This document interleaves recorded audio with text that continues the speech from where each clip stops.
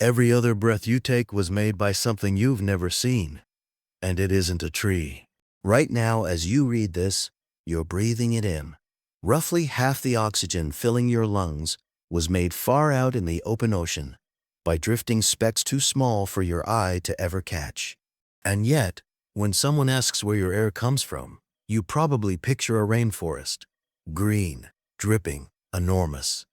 It turns out that picture is almost completely wrong. Not the Amazon, not the redwoods, not even every forest on Earth stacked together. Most of the oxygen keeping you alive comes from a single kind of ocean bacterium, one so small that nobody, anywhere, had ever laid eyes on it until 1988. Nobody planned for our survival to hang on an invisible bug in the sea. So if the trees aren't really the thing keeping you breathing, what is? And what happens to us the day it starts to falter? Here's the line you've heard your whole life. Rainforests are the lungs of the planet. It's on posters, in textbooks, even said by people who really should know better. There's just one problem. Lungs don't actually work that way, and neither do forests. Yes, a tree makes oxygen all day long, but at night, it breathes much of that same oxygen right back in. And when its leaves and branches finally fall, armies of microbes and insects eat them, burning through nearly all the oxygen that's left. Added up over a whole year, and a mature forest's net gift of oxygen lands somewhere close to zero. Now, forests are still priceless. They lock away carbon. They shelter half the species alive. Don't go cutting one down on my account. They're just not the lungs. The real oxygen factory is somewhere you'd never think to look: the open sea. About half of every breath on Earth is made out there, and the busiest worker of them all is the one we're about to meet.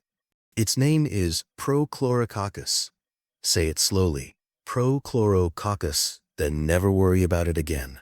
We'll just call it Pro. Pro is a cyanobacterium, which is a fancy way of saying a bacterium that eats sunlight. And it is unbelievably, almost comically small.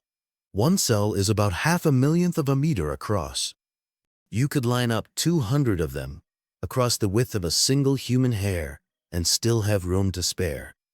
So how does something that tiny matter to your lungs? The same way one ant doesn't matter, but a colony the size of a continent absolutely does. Pro does what every green thing does. It drinks in sunlight and carbon dioxide and breathes out oxygen. That's photosynthesis, the exact same trick a sunflower pulls, just shrunk down and copied a staggering number of times. Because here's the part that breaks your brain. There isn't a little pro out there, there's a lot, and a lot isn't anywhere near a big enough word. For most of human history, pro was completely invisible to us. Not because it was hiding, our microscopes just weren't sharp enough to catch something so faint and so small. It was everywhere, in every drop, and we had absolutely no idea. Then came a scientist named Penny Chisholm. In the late 1980s, she and her team did something a little wild. They bolted a laser that counts cells one at a time onto a research ship and aimed it at the Sargasso Sea.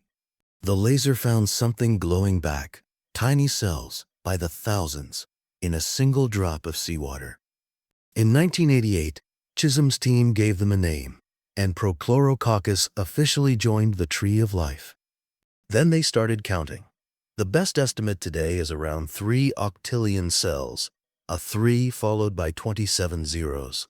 Someone worked out that's about the number of atoms in a ton of solid gold. Except every single one is alive and quietly making oxygen. Altogether, Pro may make up to 1/5 of the oxygen in our entire biosphere, more than every tropical rainforest on Earth combined. So this invisible little hero is unstoppable, right? Trillions upon trillions of them, making our air forever? That's exactly what scientists assumed, until they started testing it. In 2019, a research team in Australia, led by Sasha Tetu, tried something simple and a little ominous. They soaked ordinary plastic, the same gray stuff your shopping bags and pipes are made of, in seawater, and let the chemicals leach out. Then they dropped Pro in. The results were quick, and they were not good. Within a few hours, Those plastic chemicals were measurably slowing how fast Pro made oxygen. Within a single day, one common strain had stopped making oxygen almost completely. Now, this was a lab study, not the whole ocean, and that matters, but our seas fill with more plastic every year, and the thing making half our air turns out to be quietly allergic to it. But plastic was only the warning shot. The bigger problem is heat. For years, people assumed Crow was a born survivor. It loves warm water, so a warming planet should suit it just fine. In September 2025, that comfortable assumption fell apart. Scientists had spent 10 years dragging another cell-counting laser across the Pacific, measuring some 800 billion cells along the way. And they found a hard limit. Pro thrives as the water warms, right up to about 28 degrees Celsius. Push past that, and it doesn't just stop, it crashes. In the warmest water they measured, Pro made barely a third of its usual oxygen. Then they ran the numbers forward. In a hotter world, oxygen production across the tropical ocean could fall by anywhere from 17 to 50%. That's a projection, not a prophecy. The future isn't written yet. But the most important organism you've never heard of has a temperature it cannot survive, and we're busy turning the thermostat up. So let's go back to that very first breath, the one you took at the start of all this.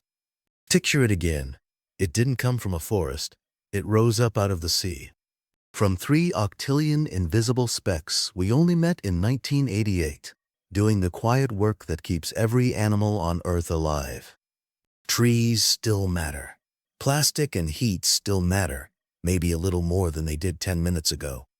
But next time someone calls the rainforest the lungs of the planet, you'll know the real story is stranger, smaller, and far more astonishing than that. The thing keeping you alive is something you'll never see, in an ocean most of us will never visit. So tonight when you take your next slow breath in the dark, half of it rose out of that sea, and nothing down there gives more than Pro. You just never knew its name. Now you do.